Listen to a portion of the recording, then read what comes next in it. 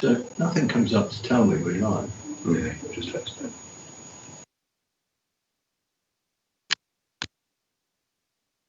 Okay, Rob, are you happy?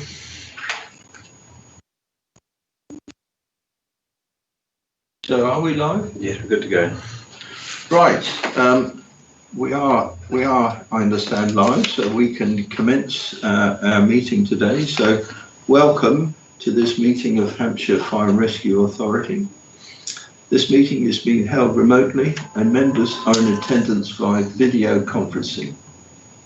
The meeting is being live streamed on the authority's website and will also be available for repeated viewing. Those participating in the meeting are consenting to being recorded and use of their images for broadcast purposes. I understand Michael Lane, the Police and Crime Commissioner, who is an invited guest to these meetings, is unable to join us this morning. Also, Councillor Dave Stewart from the Isle of Wight, also an invited guest, is unable to join this morning, but he will be with us this afternoon for our Shadow Board meeting. This meeting has been broadcast using a media channel from Hampshire Fire and Rescue Service headquarters, and therefore the fire alarm test scheduled for 11:30 today may be heard during the broadcast. This will last no longer than 1 minute, and the meeting will continue during this time unless advised otherwise.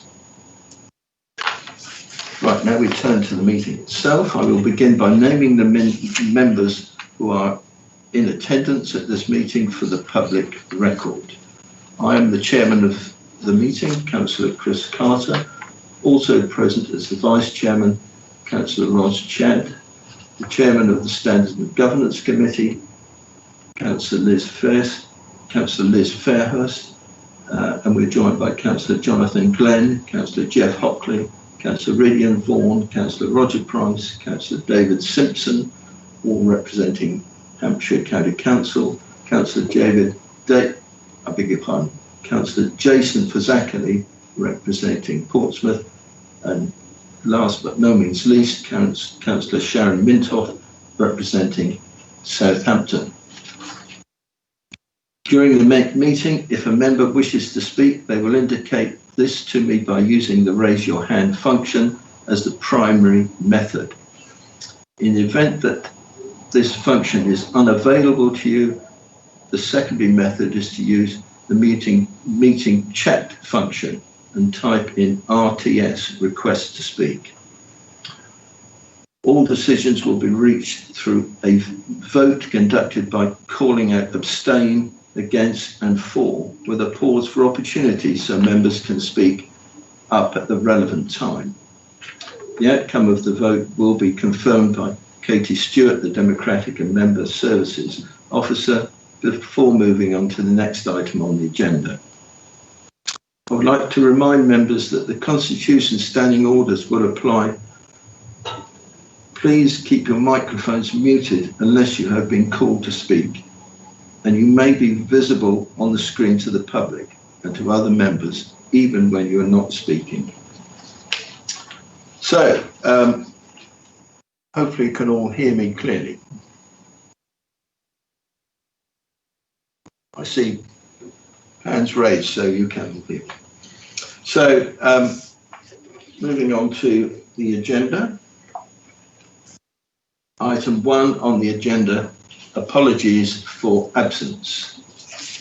I think we have everybody present.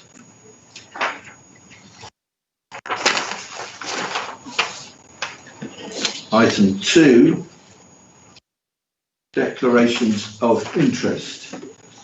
For the purpose of the tape, I will read this. To enable members to disclose to the meeting any disclosable pecuniary interest that they may have in any matter on the agenda for the meeting, where that interest is not already entered into authority's register of interest, and any other pecuniary or non-pecuniary interest in any such matter that members may wish to disclose.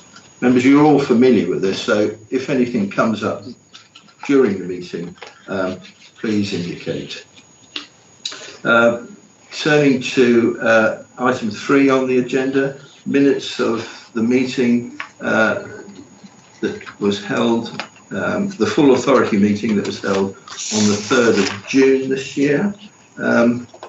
You have those minutes before you, so we'll just go through them for accuracy. Page 1, this is the page numbers of the minutes. Page 1, 2, 3, 4, 5, 6, 7, and finally 8. So you all content with the accuracy of those minutes? Does anybody have any matters arising or any issues within the minutes? Please indicate now. No? Right. Okay, so we accept those minutes as a true record of that meeting that was held on the 3rd of June. Item 4, deputations. Again, for the benefit of the tape, I'll note that the deputations are received pursuant to Standing Order number 19, but we have no deputations. Item 5, Chairman's announcements. I do have a few things to advise you about.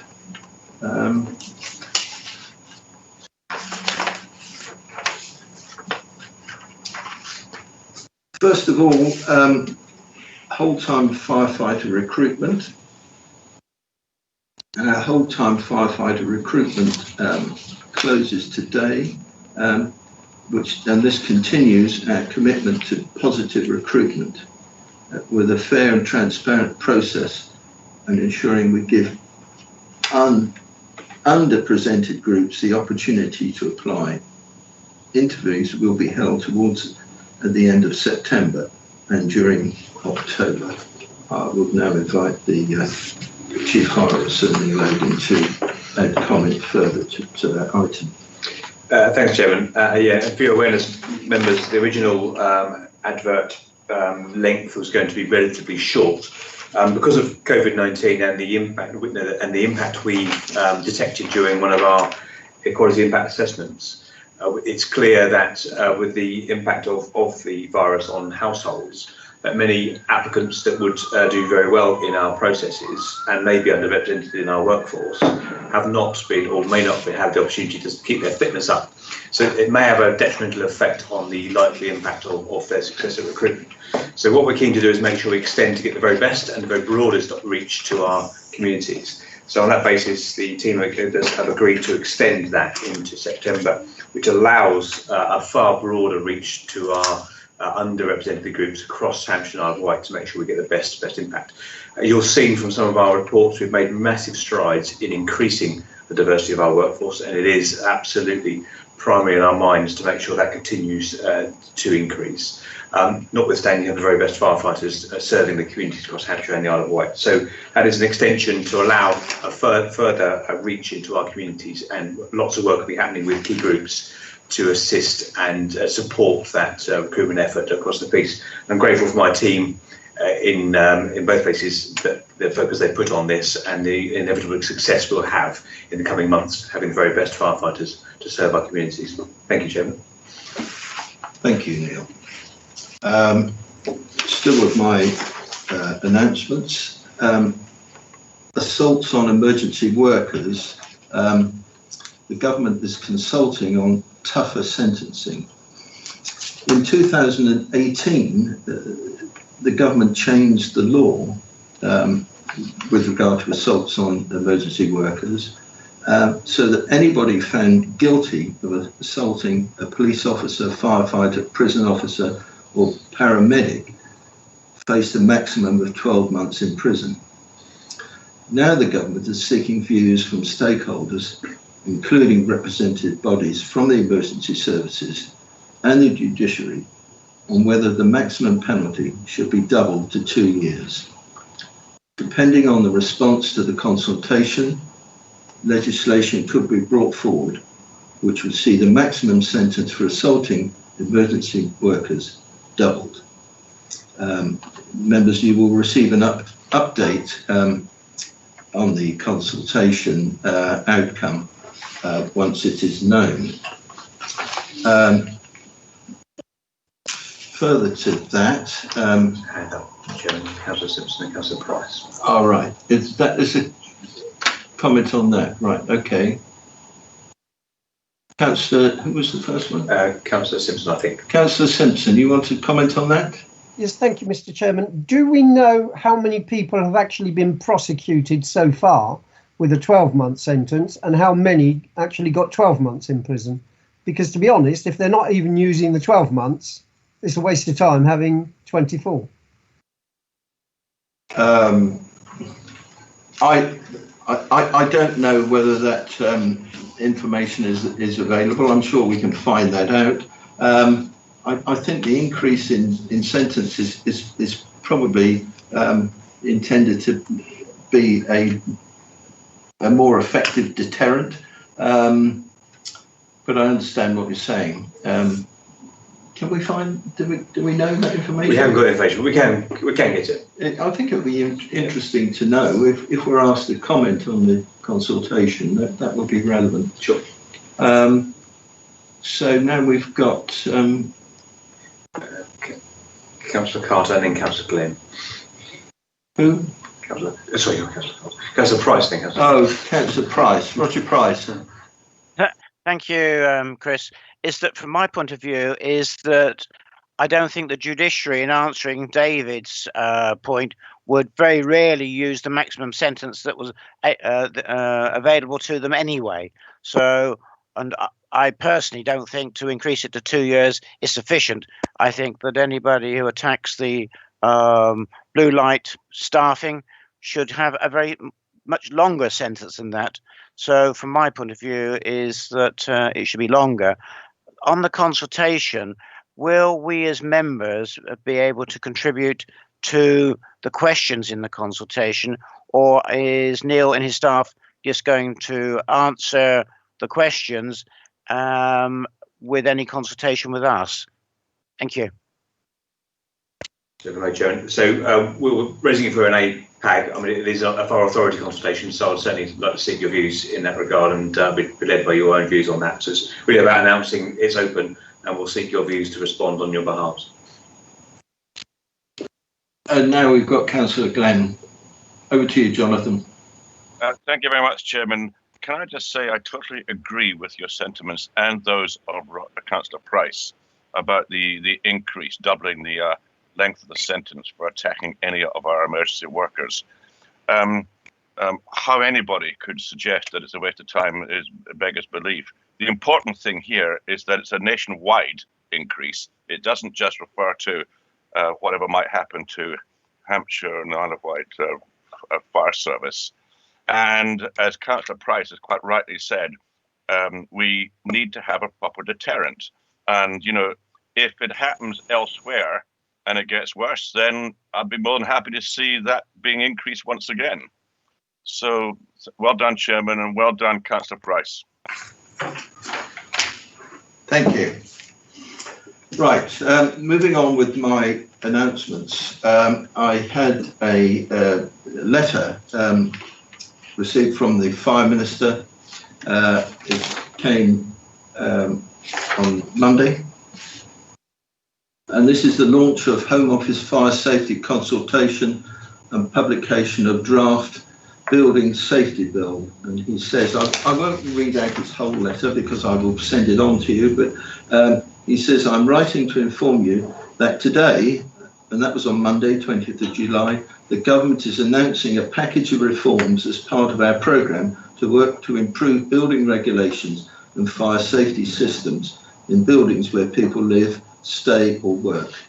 And the letter does say, as fire and rescue authorities are the main regulatory and enforcing authorities under the order, I encourage you to raise awareness of the fire safety consultation amongst colleagues and invite you to respond.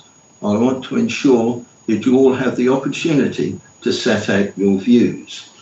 So the consultation is, I have a copy of the consultation, which I will send to you, and please study it in your leisure during the summer break. It's 107 pages, and it is important. So the consultation started on the 20th of July and will conclude on the 12th of October, when we will be discussing this in APAC and dealing with it and consider our response to it very carefully. So that came on Monday. Also on Monday, I had advice about yet another consultation, and this is pension consultation relating to the McLeod situation.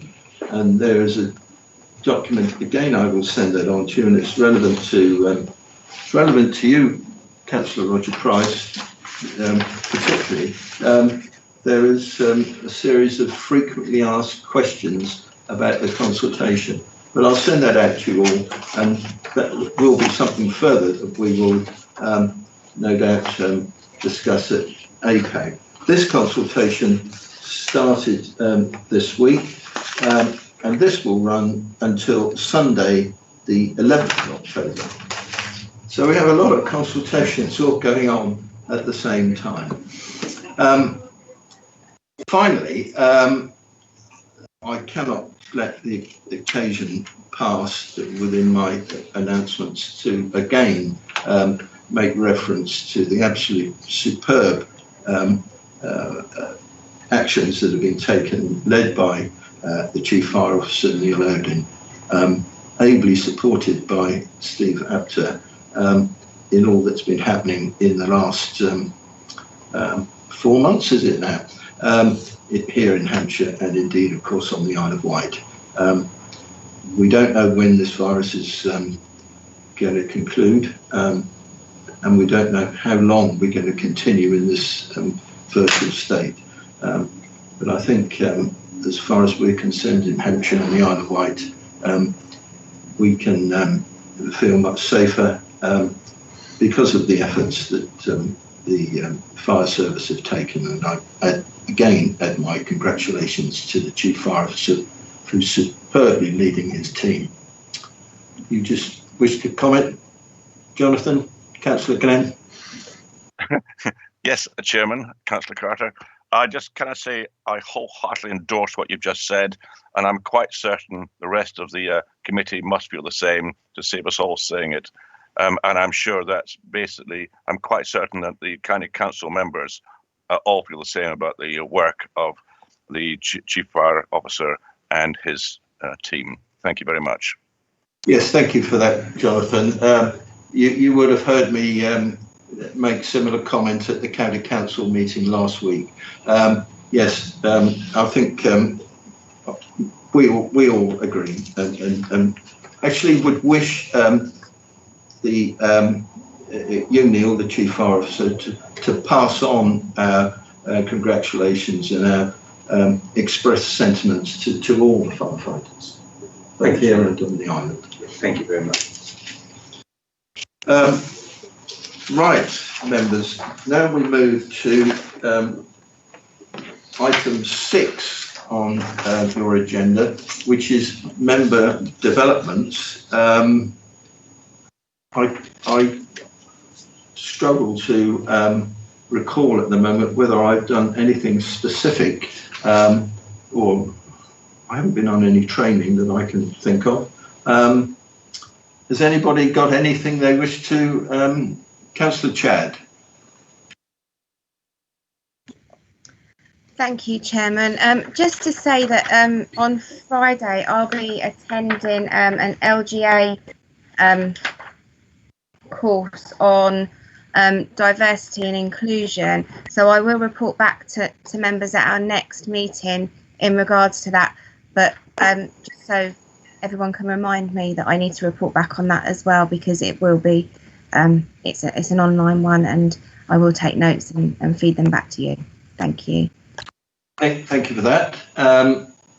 We look forward to hearing from you in due course. Councillor Gane. Thank you, Chairman. I won't go into detail, but I have attended quite a number of webinars and webcasts, Local Government Association and Local Government Information Unit lectures, seminars over the past 4 months, really just to keep my hand in, quite frankly. Not necessarily relevant to the Hampshire Fire Rescue Service, but much of the work enhances what we do on this committee. Thank you very much. Well done, Jonathan.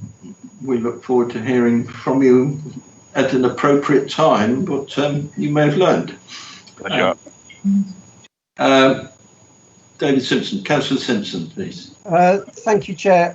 I've been to Hartley Whitney Fire Station. They've now split their training, but they're hoping to bring it back so they all train together because of COVID. And of course, this will happen at other stations as well. There are a number of issues which are beginning to come up at various places, but I think they're all being sorted very ably by our officers, because they're being brought forward well in advance of becoming a real problem. I've copied you in on a couple of things we may need to talk about at APEC. Right, okay, thank you, David. Did you want to comment? No. Right, okay, nothing else on item 6, so we now move swiftly on to item 7, the substantive item before the authority this morning, the outturn report. Please turn to page 13 in your agenda, and I will invite Rob Carr to introduce his report. Over to you, Rob. Thank you, Chairman, and good morning, members. So this is the year-end report for 2019-20. Overall, the picture is fairly positive. So we had a net underspend of just under £1 million for the year. If I can draw your attention to paragraph 6, so that net underspend is actually made up of a number of overspends within the operational budgets, more than offset by savings in other areas. Paragraphs 7 and 8 identify the main reasons for the overspend. And whilst the picture looks particularly bad, as outlined in paragraph 9, the majority of those overspends were reported during the year, and specific decisions were taken to meet that from underspends elsewhere. Furthermore, we've also done a piece of work at the end of the year to look at the areas where there were overspends, and we have assurances that those won't reoccur in the main part for this year. Paragraph 13, so whilst we did have an underspend overall, there are requests for a number of carry forwards which are requested for approval from the committee today. Those total quite a significant amount, so actually would reduce the overall net underspend to about £140,000. Page 13 just talks you through the capital expenditure position. So capital expenditure in the year was quite significantly down on what was expected. However, most of that relates to a lump sum payment that was due to be made for the fire training facility, which has been delayed into future years. If I can just take you to paragraph 24 and the table on page 15. So that just shows the movement in our reserves position during the year.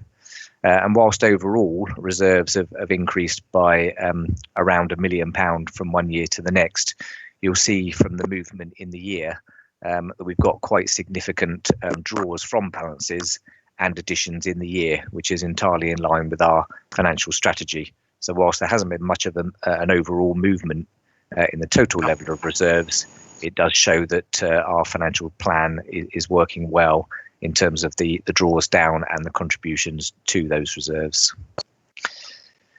Paragraph 27, so as you know, we are required to report our treasury management activity, and that needs to be approved by the full authority for the year, and that's contained within Appendix E.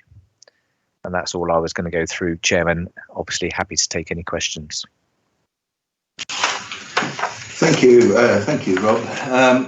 The first question I've got is from Councillor Price.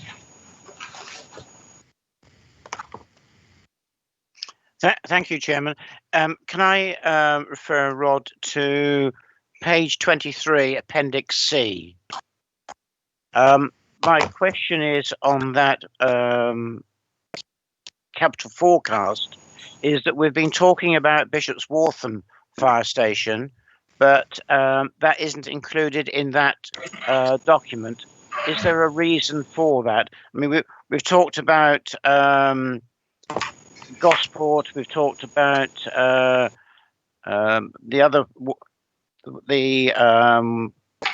fire training facility, Basingstoke Fire Station, but not about Bishop's Waltham. Yep. So this represents an update of the capital programme that was approved as in February of this year. Obviously, at our last meeting, we did approve the addition of Bishop's Waltham. So the next time we do a full update in February, obviously any additions to the programme will be reflected at that point. Sorry, that leads me then to another question. I mean, that is the capital forecast 24-25. Are there any other major items which should be in this, which we've actually agreed during the course of time? Because I assumed, obviously wrongly, that this was a capital forecast up to date, including everything which we'd agreed as at the moment in time. Yes, I think that's a fair point, that probably this should have included the update for Bishop's Waltham that was added previously. But I don't think there have been any other substantial increases to the capital programme since it was set in February. But I can check on that for you, Councillor Price. Thank you. The next question is Councillor Simpson, please. Thank you, Mr. Chairman. A couple of questions, if I may, Rob. The first is on 11.12. In paragraph 7, you mentioned 492,000 as the cost of the RDS support officers. I'm assuming this is a straight contra from a different budget, because clearly we still needed to employ them, no matter what they were doing. So I think the background to the RDS support officers is that they were being met from savings that were being made early within the SDR project. What happened this year is that we had to take the remainder of those savings for the service delivery redesign project, and therefore effectively the RDS support officers weren't funded in the year. And we've been working at looking at ways of funding those officers. Yeah, but what I'm saying is they would have come under a different budget because they were still employed. So somewhere there's a budget which included them, and then they went to RDS as support officers. So it should be a contra entry, surely. Oh yeah, I see what you mean. I think for the support officers that moved, there would have been backfill. So effectively, we would have still had the additional cost of their original budgeted posts as well. Okay. The next thing was on we've borrowed £8 million at 4.7% on a long-term borrowing. Can we pay it off, as we've got around 20 million earning 0.5%? Which is obviously not nonsensical. So you would think that made sense to do that. Unfortunately, in some respects, it's similar to if you take out a personal loan and want to repay it early. Effectively, the bank charges you for the interest they would have earned, and also in the case of PWLB, you also get a premium on top of that. So actually, whilst it would make sense on the raw numbers to pay it back, when you look at that as an option, it actually makes sense to keep the loan as it is. Yeah, I wondered about that. So have we actually looked to see how much it would cost to pay it off early? So generally speaking, as I say previously, if you paid something off early, you paid a premium. What the government did a couple of years ago is increase the rate of that premium. I think it was by 0.5%, it might have been 1%, which effectively meant that any repayment early of PWLB loans was never going to make financial sense. So we haven't looked at it recently, but that's the reason why they effectively priced early repayment out of the market. Thank you. Thank you. Councillor Glenn, please, you have a question. Yes, thank you very much, Chairman.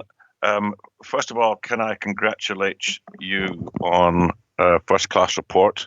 Really clear, really explains what's been going on, not just with our own finances, but throughout the country in terms of finance. I'm very comfortable with the report and the figures that have been shown. I was going to ask the same question about does it make any sense to pay off any of our debt earlier? But so I agree with that question, and I agree with the answer that's just been given by Rob. So the other question I was going to ask was about our investments. Are we happy, Rob, that we are addressing environmental, social and governance principles with regard to our finances? And I am aware that our investments are run by Hampshire County Council, and I am aware that they're doing the same thing. But I really wanted to air it at this meeting, so if there are people, that's members of the public listening, hopefully your answer is going to be yes, we are, but it's important they know this. Thank you, Chairman. Yeah, so our investments are slightly different to those, for example, to the pension fund. So most of our investments are in pooled property or pooled equity funds. So effectively, we're asking for a manager to invest on our behalf into pooled funds, which obviously cover a wide range of different investments. What we have checked is to make sure that those fund managers that are placing those funds on our behalf are doing the environmental and ethical reviews as you suggest, but it's not quite at the level that you would do for individual investments that you do for the pension fund. So I think a similar question was also asked at a previous meeting that I've been back and been at, and I know we were preparing something specific on that, and that will apply equally to the Fire Authority's investments. So I will dig that out as well.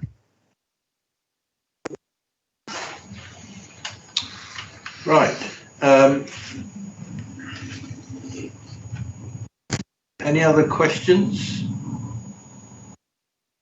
Thank you. I'll invite the Chief Officer to comment now then, please.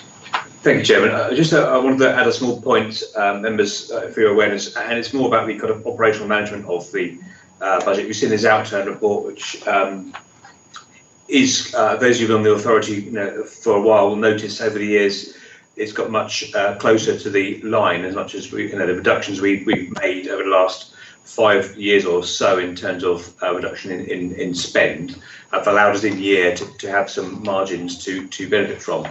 Clearly, an analogy that Rob used early on in his leadership of this space was this idea of bringing the kind of plane closer to the runway, where we're getting much closer to the margins on what we have and what we can spend. So in terms of officers, your officers are working much harder at their financial skills to make sure that we can monitor really closely the spend as we get closer to that mark. We do not have the capacity to have, I know when I first joined the service, we had a nice margin to be able to vary how well we manage those budgets. So it's really important. My officers are really good at managing their budgets now, and we're getting much tighter on that. It might mean that the variation we end up underspending in the near future because people are being more cautious about it, we're much closer to the mark. I want to share that with you because it's a real internal operational friction at the moment to make sure our officers spend the money that they need to spend to do the job, but equally are really carefully thinking about how best to balance that during the year because we're much closer to what we can afford and what margins we have for those slips that sometimes happen in terms of things we have to fund which are unforeseen, and we're really careful about that in the current situation. So I just want to share that with you because it's an internal conversation we're having with my team, and Rob provides that support and guidance as Authority Treasurer to us to make sure we do that well. Thank you for that comment, Neil, as the leader of the team here, and it's very important. It demonstrates the close partnership working that clearly exists, and it's more important than ever at this time. So, members, thank you for your comments. Can I take you to page 17 of the report where you've got the recommendations? Are you comfortable to take these all en bloc, 36 to 40? So over to you, Katie, for the vote for the recommendations en bloc, please. Thank you. So if I could just ask members to speak up at the relevant time. So firstly, are there any members that wish to abstain? Okay, no. Are there any that wish to vote against the recommendations? Okay, so can I take it that majority are in favour of the recommendations? Agreed. Yes. Agreed. Thank you. These recommendations are carried. Thank you, Katie, for arranging that. Thank you, members, for your vote there. That was a unanimous recommendation to accept the outturned report. Can I conclude, as I always do with these reports, in thanking you, Rob, for a superb report, and well done to you and your team in all that you do support the team down here at Eastleigh. So thank you, Rob. Thank you, Chairman. I'll pass that on. Right, members. Now we move to item 8, exclusion of the press and public. Formally proposed, Mr. Chairman. Yes. Oh, right. Yes. Sorry, I thought you were asking me a question. Just formally proposing that. Thank you. Thank you. But I need to read the statement for the benefit of the public.